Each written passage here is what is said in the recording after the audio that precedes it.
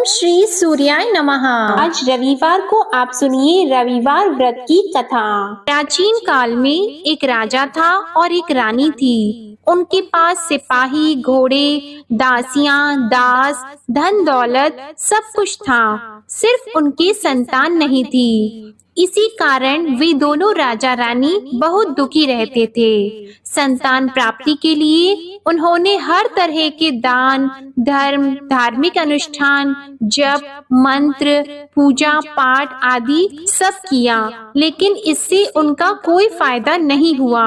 जब राजा और रानी वृद्ध होने लगे तो दोनों को बहुत ही चिंता हो गई। वे दोनों सोच में पड़ गए कि अब हमारे इतने बड़े राज्य का क्या होगा, कौन बनेगा इस राज्य का वारिस, कौन लेगा प्रजा की जिम्मेदारी। राजा और रानी दिन रात इसी चिंता में घुटने लगे। उन्हें खाने और पीने की भी सुध नहीं रहती थी। तो एक सुबह राजा के दरबार में एक साधु आता है तो दासी रानी को इत्तला करती है। तब वह दासी से कहती है, ये मेरा अंतिम दान धर्म है, इसके बाद मैं अपने हाथों से कोई दान धर्म नहीं करूंगी। रानी चावल भरा छाछ हाथ में लेकर बाहर आती है और साधु की झोली में भिक्षा डालने आगे बढ़ती है तो उसके चेहरे पर छाई उद्विग्नता साधु की दृष्टि में आती है। वह उससे पूछता है कि रानी साहिबा, आपको क्या हुआ है, आपको क्यों इतनी उदासी हो गई है।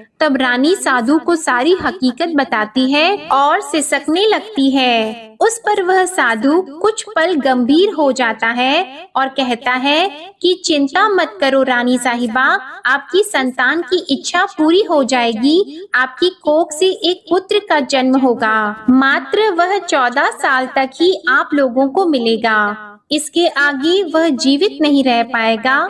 इससे बढ़कर आपको कुछ देना मेरे लिए संभव नहीं है। अपनी बात पूरी करते उसने अपनी झोली में हाथ डाला। झोली में हाथ डालकर थोड़ी सी भभूत निकालकर उसने रानी को दी और कहा, आप और महाराज दोनों इसे बांटकर ग्रहण कर लेना, तुम्हें जल्द ही पुत्र की प्राप्ति होगी। और वह साधु अपनी राह को चला गया। उसके जाने के बाद रानी सोचने लगी कि 14 साल तो 14 साल ही सही, उतने समय के लिए हमें पुत्र तो मिलेगा, यही काफी है। उतने साल तक मैं उसे जी जान से बड़ा करूंगी, उसे ढेर सारा प्यार और दुलार करूंगी, अपनी संतान की मुराद पूरी करूंगी। उस रात अपना सारा राज गाज खत्म करके राजा जब रानी के महल में गए तो रानी ने राजा को सारी बात बता दी और साधु की दी हुई भभूत राजा को दिखाकर बोली कि साधु महाराज ने ये भभूत हम दोनों को ग्रहण करने के लिए दी है। राजा बोले, इतना दान और धर्म किया, जप और तप किया, उसका कोई फल नहीं मिला। अब इस भभूत से हमें क्या संतान प्राप्त होगी। उस पर रानी बोली, जब इतना सब कुछ कर लिया तो अब ये भी सही, क्यों हम उस साधु के क्रोध को बुलावा दें। राजा को अब किसी बात पर विश्वास नहीं था, पर रानी को दुख ना पहुँचे इसलिए वह राजी हो गया। और राजा रानी दोनों नहाते धोते हैं, फिर अपने भगवान का नाम का स्मरण करते हैं, अपने पुरखों को स्मरण करते हैं और उस साधु महाराज का नाम स्मरण करके वह भभूत बांटकर दोनों खाते हैं। उसके बाद दोनों निश्चित होकर सो जाते हैं। तो कुछ दिन गुजर जाते हैं और साधु द्वारा कहे अनुसार रानी गर्भवती हो जाती है। उस पर राजा और रानी दोनों की खुशी गगन में नहीं समाती। राजा रानी से बोलते हैं, महारानी सचमुच साधु महाराज की कृपा हो गई। तो 9 महीने बाद रानी ने एक सुंदर पुत्र को जन्म दिया। राजा ने बड़ी धूमधाम से पुत्र का नामकरण किया। सारे राज्य में 8 दिन तक अनशन तर्पण रखा, उत्सव मनाया गया। आप पुत्र की कुंडली देखने के लिए राज्य के सबसे विद्वान पंडित जी को बुलाया गया। जो कुंडली देखकर पंडित जी बड़े चिंतित हो गए, कहने लगे, महाराज हमारा राजपुत्र सिर्फ 14 साल तक हमारे पास रहेगा। राजा को इस बात की भनक तो थी ही, रानी को भी साधु महाराज की बात याद थी। दोनों चुप रह जाते हैं। उसके बाद राजा और रानी बड़े प्यार से बेटे की परवरिश करते हैं, उसकी हर ख्वाहिश पूरी करते हैं और थोड़े समय के लिए ही सही भगवान ने संतान की अपनी मुराद पूरी कर ली। इससे वे समाधान मानते हैं। राजपुत्र दिन प्रतिदिन बड़ा होता है। जब वह 7 साल का हो जाता है तो राजा एक अच्छे गुरु की नियुक्ति करके उसे पढ़ाई लिखाई, घुड़सवारी आदि 12 विद्याओं का शिक्षण देते हैं। जब वह सब शास्त्र विद्या में पारंगत हो जाता है और 12 साल की उम्र का हो जाता है, तब एक अच्छी सी राजकन्या खोजकर उसकी शादी करा देते हैं। तो 2 और साल बीत जाते हैं। बेटा 14 साल का हो जाता है। एक दिन राजपुत्र राजा से बोलता है, पिताजी, मैं अपना सारा राज्य घूमकर देखना चाहता हूँ। आज तक मैंने सिर्फ इस रजवाड़े के अतिरिक्त कुछ देखा नहीं है।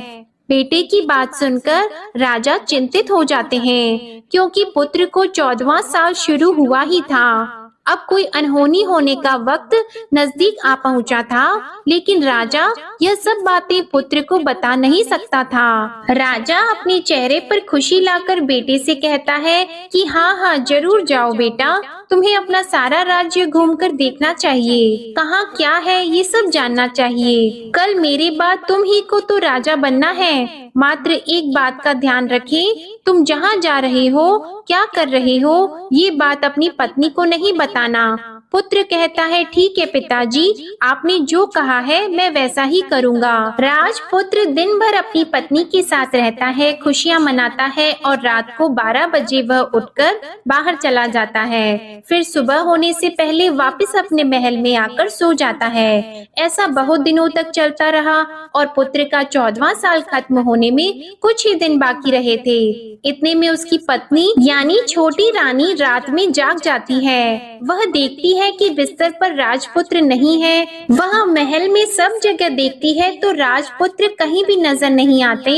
तो वह क्या करती, किससे कहती? वह चुपचाप रहती है। फिर वह सुबह होने पर देखती है कि उसका पति अपनी जगह सोया हुआ है। वह पति से कुछ नहीं पूछती है, लेकिन दूसरी रात भी जब वैसा ही होता है, तीसरी और चौथी रात और कुछ दिनों तक ऐसा ही चलता रहता है, तब रानी बहुत ही चिंतित हो जाती है। उसके मन में ढेर सारे सवाल उठते हैं, लेकिन उसे पूछने में डर लगता है। शायद पति गुस्सा कर बैठे। सास ससुर से पूछने के बारे में सोचा तो उसकी कुल मर्यादा बीच में आ जाती थी।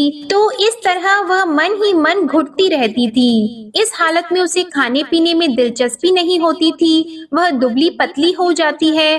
तो उस राज्य में फूल बेचने वाली एक बूढ़ी मालिन थी। वह हमेशा छोटी रानी को फूल देने उसके महल में आती थी। उस बुढ़िया का ध्यान छोटी रानी पर पड़ जाता है। वह उससे पूछती है, बेटी, तुम्हें किस बात का दुख है? तुम इस तरह सूख कर कांटा क्यों बनी हो? उस पर रानी कहती है, क्या बताऊं तुम्हें अम्मा, तुम्हारा राजपुत्र हर रात्रि को बाहर चला जाता है और सुबह वापस लौट कर आ जाता है। वह कहाँ जाता है, क्या करता है, यह सोच सोच कर मैं अन्न जल ग्रहण नहीं कर पाती हूँ और सूख सूख कर इस तरह कांटा बन रही हूँ। बुढ़िया सब बात सुनकर उसे एक उपाय बताती है कि बेटा ऐसा करना, आज रात को तुम सोना मत, उसके पीछे जाकर देखना कि वह कहाँ जाता है, क्या करता है और उसकी अच्छी तरह से पहरेदारी करना। तो छोटी रानी बोली कि अगर मुझे नींद आ गई तो बुढ़िया बोली कि तुम्हें नींद ना आए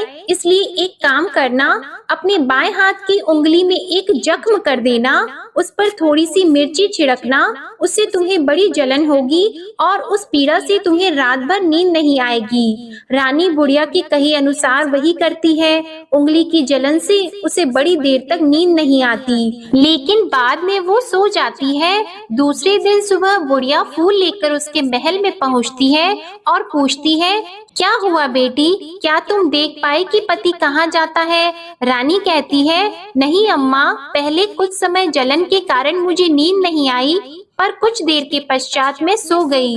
बुढ़िया कहती है, कोई बात नहीं, आज तुम उंगली पर पहले से थोड़ा बड़ा जख्म करना और ज्यादा मिर्च लगाना। तो रानी ने वैसा ही किया, परंतु वह सिर्फ पति को बाहर निकलते हुए देख पाती है, उसके पीछे नहीं जा सकती, क्योंकि उसे फिर से नींद आ जाती है। दूसरे दिन सुबह बुढ़िया आती है तो उसके पूछने से पहले ही रानी रोककर कहती है, अम्मा, मैं आज भी उसकी पहरेदारी ठीक तरह से नहीं कर पाई।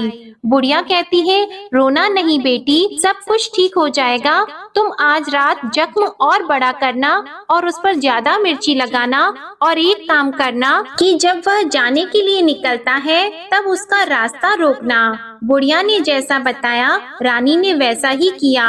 आज रात उसे नींद नहीं आती है। पति जब रात को महल से निकलने के लिए चलने लगता है तो वह बुढ़िया ने जैसा बताया वैसे ही करती है। दौड़कर जाकर पति का रास्ता रोकती है और कहती है, कहाँ जा रहे हो, किससे मिलने जा रहे हो, मुझे बताओ। राजपुत्र उसे समझाने की बहुत कोशिश करता है। देखो, अगर मैंने तुम्हें यह बता दिया तो मैं तुम्हें दोबारा नहीं मिल पाऊंगा।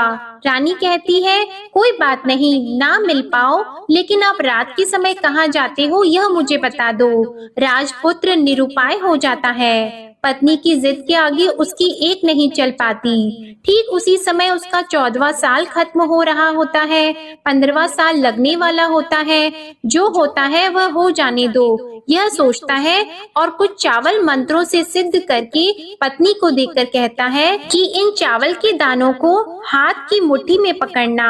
पहले दाएं हाथ में पकड़े चावल मेरे ऊपर फेंकना, मैं कौन हूँ तुम्हें पता चल जाएगा। बाद में बाएं हाथ में पकड़े चावल मेरे ऊपर फेंकना, मैं जैसा था तुम्हें मिल जाऊंगा। लेकिन यदि तुम बाएं हाथ के चावल मेरे ऊपर फेंकना भूल गई तो मैं तुम्हें कभी नहीं मिल पाऊंगा। रानी ने कहा, नहीं भूलूंगी। रानी बड़े आत्मविश्वास के साथ यह कहकर दाएं हाथ में पकड़े चावल पति के ऊपर फेंक देती है तो राजपुत्र एकदम एक विशाल घोड़ा बन जाता है।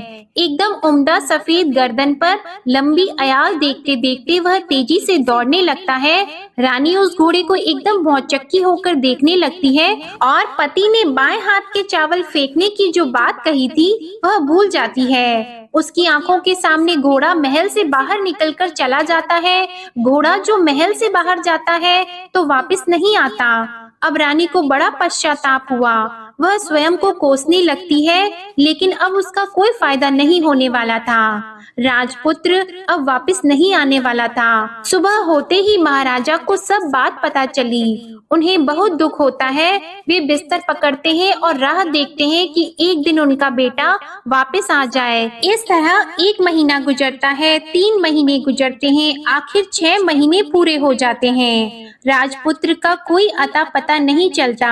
प्रधान राजपुत्र को ढूंढने के लिए राज्य के गांव-गांव सिपाही भेजता है, लेकिन उन्हें कोई सफलता नहीं मिलती। इधर रानी अपनी हठ के कारण पति गायब हो गया है, ये सोचकर स्वयं को मन ही मन कोसती है और प्रण लेती है कि कुछ भी करके पति को ढूंढ कर लाएगी और उसे वापस घर लेकर आएगी। एक दिन सुबह उठकर सास ससुर के महल में जाती है और कहती है कि मैं अपने पति की खोज में जा रही हूँ। महाराजा को और क्या चाहिए था, कुछ भी करके उनका बेटा उन्हें वापस मिलने चाहिए था। वे बहू को जाने की अनुमति देकर कहने लगे, बेटी तुम्हें जो चाहे वह करो, जहाँ जाना है वहाँ जाओ, लेकिन हमारे बेटे को वापस लेकर आओ। अब रानी अपना शाही भेष बदलकर एक सेठानी बन जाती है।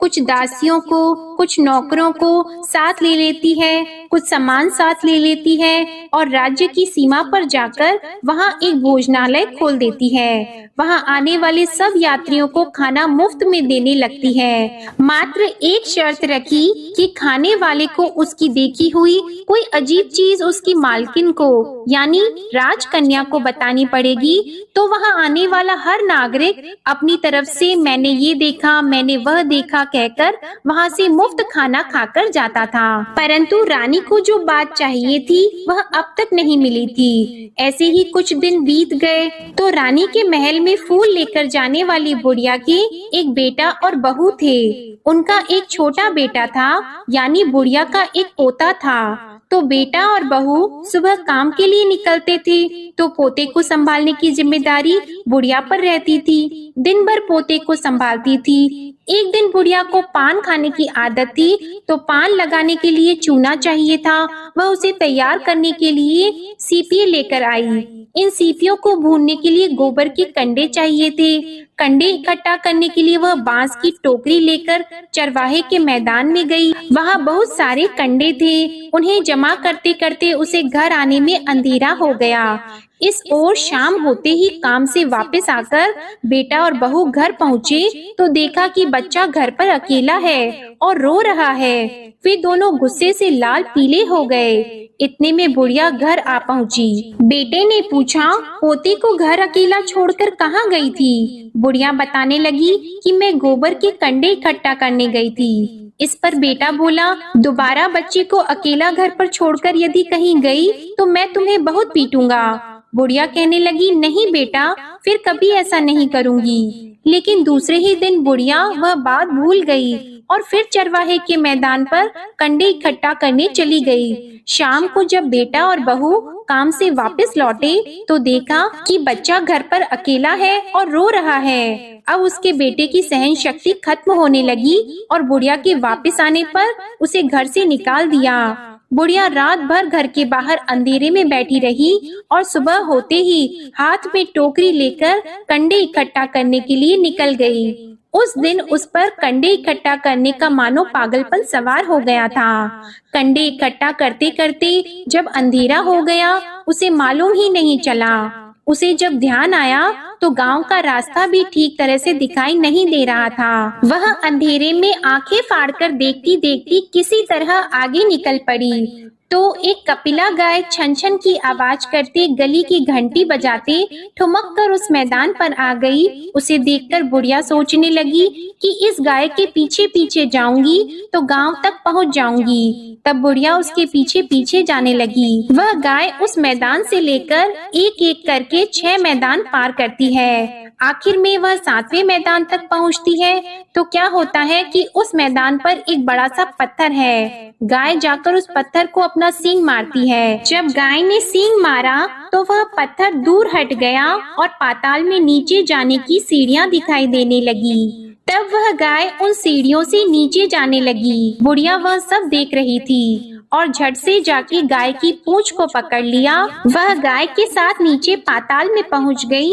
और तुरंत ही गाय की पूंछ छोड़ दी और इधर उधर देखने लगी। उसने देखा कि वहाँ दीप और दिए जलते हैं और तेज रोशनी गाय के ऊपर पड़ती है और वहाँ अद्भुत घटनाएं घटने लगती है। गाय के नीचे जाते ही उसके गले में अपने आप सांकल पड़ गई और छमछम करके कोई दूध आड़ी में गाय का दूध दूहने लगा। लेकिन जो भी कोई वह कर रहा है वह मात्र दिखाई नहीं दे रहा है। बुढ़िया बहुत घबरा गई, कहाँ आकर फंस गई यह सोचने लगी और यहाँ वहाँ छिपने के लिए जगह ढूंढने लगी। लेकिन उसे कहीं भी जगह नहीं मिली। हर जगह उजाला ही उजाला था। तो वह एक कोने में खड़ी हो गई और जो कुछ सामने हो रहा था उसे चुपचाप देखने लगी। उसने देखा कि वहाँ एक उम्दा सफेद घोड़ा और 2 कुंड थे। उसमें से एक कुंड में उस घोड़े ने छलांग लगाई और ऊपर आ गया और उस घोड़े को अब राजपुत्र का रूप प्राप्त हो गया।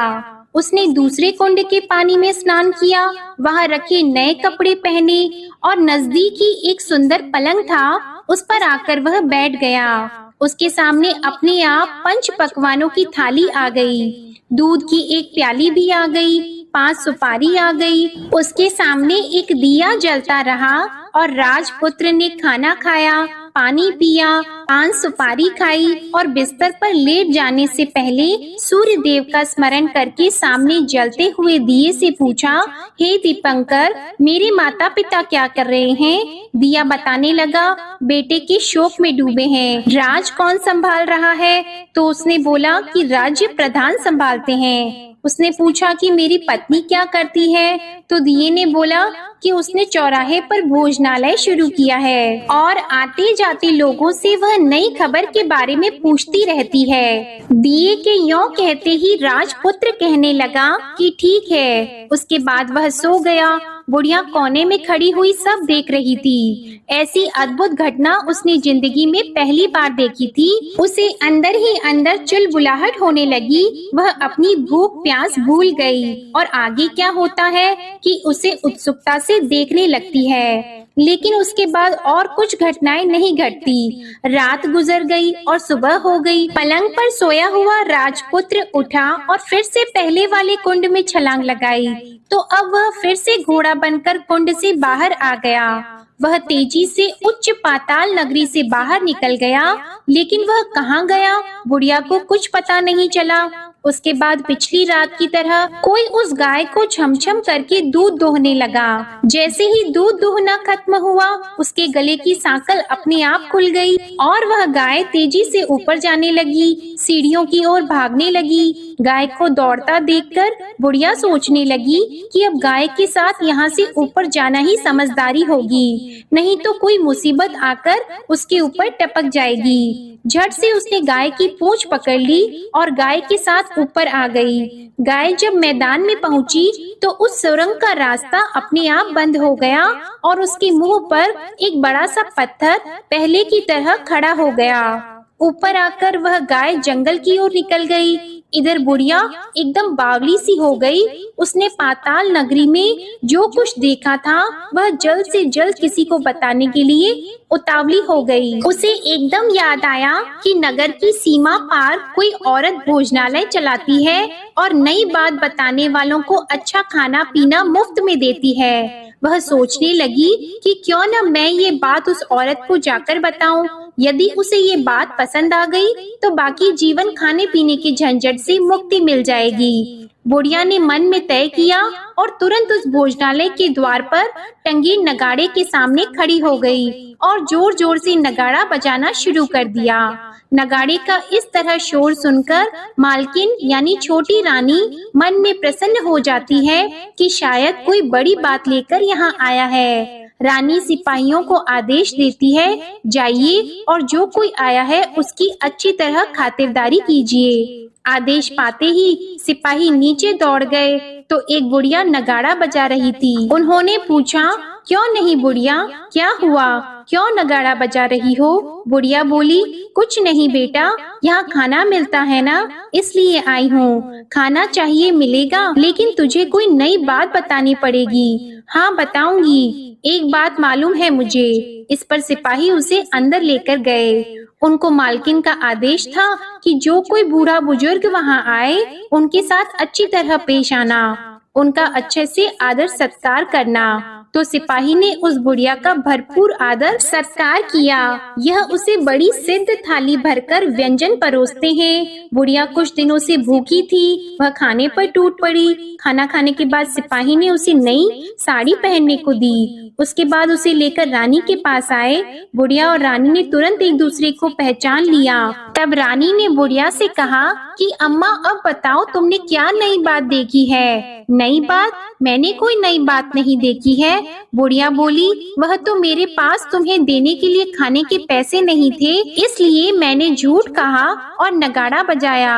रानी ने कहा, अम्मा घबराना नहीं, मैं किसी को तुम्हारा नाम नहीं बताऊंगी। फिर भी बुढ़िया ने कहा कि मेरे पास कोई नई बात नहीं है। इस पर रानी ने उससे कहा, देखो अम्मा, यदि तुमने मुझे वह नई बात बताई तो जिंदगी भर मैं तुम्हारी देखभाल करूंगी और तुम्हें रानी माता की तरह रखूंगी। अब बुढ़िया बताने को तैयार हो गई। उसने जो कुछ उस चारागाह वाले मैदान पर देखा था वह सब कुछ कुंवर रानी को बता दिया। बुढ़िया की वे बातें सुनकर कुंवरनी को यकीन हो गया कि वह राजपुत्र उसी का पति है। वह तुरंत बुढ़िया से कहने लगी कि अब माँ मुझे उस जगह पर ले चलो। तब बुढ़िया बोली, नहीं बेटी, वह पाताल राज्य है, सांप है। यदि किसी ने तुम्हें देख लिया तो तुम्हारी जान खतरे में पड़ सकती है। लेकिन रानी उसकी एक भी नहीं सुनती, उसे उस जगह ले जाने के लिए हठ करने लगी। आखिर में बुढ़िया ने उसका कहना मान लिया और कहने लगी, ठीक है, मैं तुम्हें वहाँ ले जा सकती हूँ, पर आज नहीं, कल वहाँ जाना है तो शाम को ही जाना होगा। तो दूसरे दिन दोपहर को रानी बुढ़िया के साथ उस मैदान पर गई और एक जगह छुपकर गाय के आने की राह देखने लगी। दिन ढलते ही अंधेरा गिरने लगा और गाय हमेशा की तरह वहां आ गई। मैदान के उस कोने में जाकर उसने पत्थर पर सींग मारा तो छत से पत्थर हटकर वहां सुरंग में जाने का रास्ता खुल गया। गाय उस रास्ते से नीचे उतरने लगी तो बुढ़िया रानी से कहने लगी, जल्दी आगे बढ़ो, हम गाय की पूंछ पकड़कर नीचे उतरेंगे। तो दोनों गाय की पूंछ पकड़कर नीचे उतर गईं। बुढ़िया पहले जिस कोने में छिपी थी उस कोने में छिप गई। अब नीचे सब कुछ पहले जैसा घटित हो रहा था। गाय के गले में अपने आप सांकल पड़ गई। कोई अदृश्य रूप से उसका दूध दोहने लगा। एक सफेद उम्दे घोड़े ने आकर एक कुंड में छलांग लगाई तो राजपुत्र के रूप में ऊपर आया। वह राजपुत्र दूसरे कुंड में नहाने लगा। बाद में उसके सामने खाने की थाली आ गई, दूध की प्याली आ गई, पान का बीड़ा आ गया। राजपुत्र सब ग्रहण करके सोने के लिए पलंग पर गया तो सोने से पहले सूर्य देव का स्मरण करके वह दिए से पूछने लगा, दीपांकर मेरे माता पिता क्या कर रहे हैं? तो दिया कुछ जवाब नहीं देता बल्कि वह बुझने लगता है। तब राजपुत्र को कुछ घटित हुआ है इसका संदेह हो गया। वह उदास हो गया और जो कुछ हुआ है वह हो जाने दो ऐसा सोचकर फिर से बिस्तर पर लेट गया। अब रानी का संयम छूट गया। वह दौड़कर पति के पास गई और उसके पैर पकड़ने के लिए आगे बढ़ने लगी। राजपुत्र तुरंत ही पत्नी को पहचान गया। वह छत से पीछे हट गया और चिल्लाने लगा, नहीं नहीं, मुझे मत छूना, सर्वनाश हो जाएगा। रानी दोनों हाथ जोड़कर पति से अपनी भूल स्वीकार करने लगी। स्वामी, मुझसे भूल हो गई। मुझे आपसे नहीं पूछना चाहिए था कि आप रात को कहाँ जाते हो। मैं अपनी भूल स्वीकार करती हूँ। मुझे मेरी भूल की सजा मिल गई है। अब आप घर चलो। आपके वियोग में आपके माता पिता ने बिस्तर पकड़ लिया है।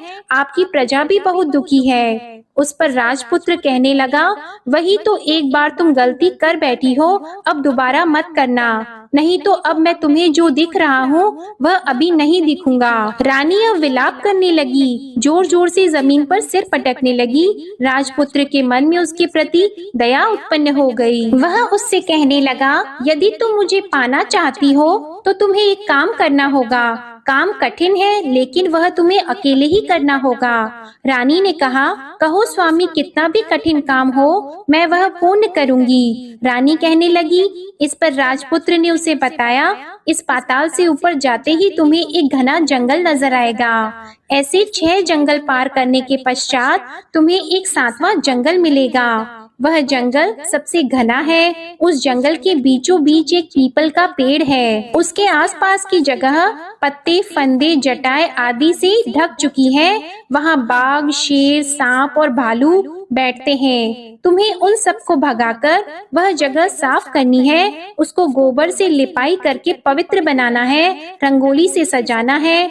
उसके बाद वहाँ धूप, कपूर, अगरबत्ती जलानी है। फूल और कुमकुम से पेड़ की पूजा करनी है। दूध और दही से बने चावल का भोग चढ़ाना है। ये सब तुम्हें दोपहर को 12 बजे से पहले करना है। 12 बजने के समय तुम्हें उस जगह पर बैठकर सूर्य भगवान का ध्यान करना है। ठीक 12 बजे सूर्य भगवान का रथ वहाँ उतरेगा। वे सब देखकर खुश हो जाएंगे और कहेंगे कि जिस किसी ने भी ये सब किया है उसे मैं मनचाहा फल दूंगा। तो तुम सामने जाकर उसके रथ का दाहिना घोड़ा मांगना, मैं तुम्हें मिल जाऊंगा। इतनी बात कहकर राजपुत्र अपने पलंग पर सो गया और छोटी रानी भोर होने की राह देखने लगी। भोर होते ही वह बुढ़िया के साथ गाय की पूंछ पकड़कर ऊपर आ गई। ऊपर आने के बाद वह बुढ़िया से कहने लगी, अम्मा, अब मैं अकेले ही आगे जाऊंगी, तुम भोजनालय वापस चली जाओ। वह जंगल में जाकर राजपुत्र की बताई जगह ढूंढने लगी और स्वयं आरी से वह जगह साफ कर दी। बाद में राजपुत्र ने जैसे बताया वैसे ही लिपाई पोताई करके वापस आ गई। दूसरे दिन सुबह होने से पहले उठी और जंगल में उस जगह पहुंची। वहां जाकर इत्र और गुलाब का पानी छिड़ककर उस जगह सुगंधित धूप अगरबत्ती जलाकर उसे पवित्र किया और पूजा की सब सामग्री वहां तैयार कर सूर्य भगवान का ध्यान करके बैठ गई। जैसे कि पति ने बताया था कि दोपहर को ठीक 12 बजे सूर्य भगवान का रथ उस पीपल के पेड़ पर आकर रुका है। सूर्य भगवान ने जब रथ से नीचे देखा तो सुगंधित वातावरण देखकर वे बहुत प्रसन्न हो गए। फिर वे बोले, जिस किसी ने यह काम किया है वह यहाँ आकर आज मुझसे कुछ भी मांगे मैं उसे दे दूंगा। रानी ने जब ये शब्द सुने तो बिना समय गवाए दौड़कर उनके सामने आ गई और उनको साष्टांग नमस्कार करके बोली, भगवान वह मैं ही हूँ, मैंने ही यह जगह साफ की है। अच्छा, तो तुम्हें जो चाहिए वह मांगो। भगवान, मुझे आपके रथ का दाहिना घोड़ा चाहिए। सूर्य भगवान बोले, नहीं नहीं, मैं तुम्हें और कुछ भी दे सकता हूँ, लेकिन यह घोड़ा नहीं दे सकता। मेरे रथ के 12 घोड़े हैं, तुम चाहो तो कोई और घोड़ा मांग लो, लेकिन यह दाहिना घोड़ा नहीं, वह मैं तुम्हें नहीं दे सकता। छोटी रानी ने एक नहीं सुनी, वह सूर्य देव से एक ही बात कह रही थी, वही दाहिना घोड़ा दे दीजिए, नहीं तो मैं आपके पैरों में गिरकर अपनी जान दे दूंगी। अब सूर्य देव धर्म संकट में पड़ गए। उन्होंने वचन दे दिया था, अब अपने वचन से पलट भी तो नहीं सकते थे। ठीक है, दे दिया तुम्हें घोड़ा, सूर्य देव ने कहा। फिर एक बात और भी कही, देखो मैंने तुम्हें घोड़ा तो दे दिया है, लेकिन वह तुम्हें यहाँ नहीं मिलेगा, तुम्हें उसे पाताल में जाकर लाना होगा। रानी बोली, पाताल में ही क्यों भगवान, मैं उन्हें पाने के लिए कहीं भी जा सकती हूँ। रानी को वचन देकर सूर्य देव अपने मार्ग को चले गए और इधर रानी जंगल से अपने भोजनालय में आ गई। फिर वह बुढ़िया को लेकर उस मैदान पर आ गई और जल्दी ही शाम हो गई। शाम होते ही वहाँ वह गाय आ गई और उसने सींग मारकर सुरंग का पत्थर हटाया और नीचे उतरने लगी। रानी और बुढ़िया जल्दी जल्दी उसकी पूंछ पकड़कर नीचे उतर गईं। नीचे पाताल में सब घटनाएं पहले की तरह ही घटने लगी। घोड़े का एक कुंड में नहाकर राजपुत्र बन जाना, नहा धोकर पलंग पर जाकर बैठना, तो उसे खाने की थाली, दूध की प्याली आना, पान का बीड़ा आना। लेकिन आज एक नई बात घटी। आज 2-2 थाली, 2-2 दूध की प्याली और 2-2 पान के बीड़े उसके सामने आए। वह कुछ नहीं बोला। अपने हिस्से की थाली खाकर, दूध पीकर और पान का बीड़ा चबाकर वह सोने चला गया और हमेशा की तरह दिए से पूछने लगा, दिए दिए दीपंकर, मेरे माता पिता क्या करते हैं? दिए ने बताया, वे दोनों तुम्हारे शोक में मरने की स्थिति में पहुंच गए हैं। ऐसा? झट से उसकी आंखों में आंसू टपकने लगी। फिर वह पूछने लगा, दिए दिए दीपंकर, मेरा राज्य कौन चला रहा है? तुम्हारा राज्य प्रधान चला रहा है और वह सब कुछ हड़प चुका है। वह प्रजा पर बहुत अत्याचार कर रहा है। यह सुनकर राजपुत्र को बहुत गुस्सा आया। वह गुस्से से अपनी मुट्ठी भींचने लगा। अब वह पूछने लगा, दिए दिए दीपंकर, मेरी पत्नी क्या कर रही है? अब दिया कुछ नहीं बोला और चुप रहा। अब रानी का संयम जवाब दे गया। वह दौड़कर पति के गले लग गई। अब मैं तुम्हें मिल गया। राजपुत्र कहने लगा, सच कहते हो? अब आप फिर से घोड़ा तो नहीं बनोगे ना?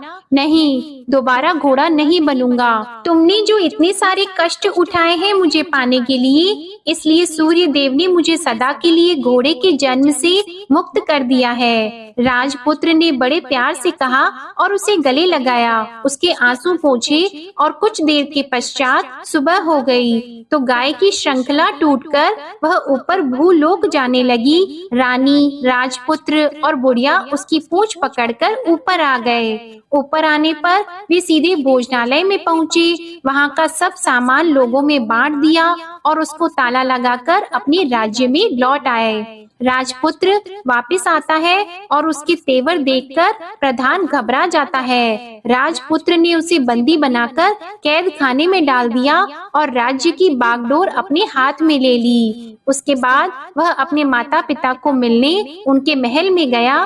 तब राजपुत्र क्या देखता है कि उसके माता पिता उसके शोक में अस्थि पंजर बने हुए हैं। पुत्र को वापस आया देखकर मरणासन राजा रानी की आंखों से टप टप आंसू बहने लगे। इन दोनों ने पुत्र को गले लगा लिया, उसे प्यार से सहलाया और इतना होने के बाद उनकी सेहत में एकदम सुधार आने लगा।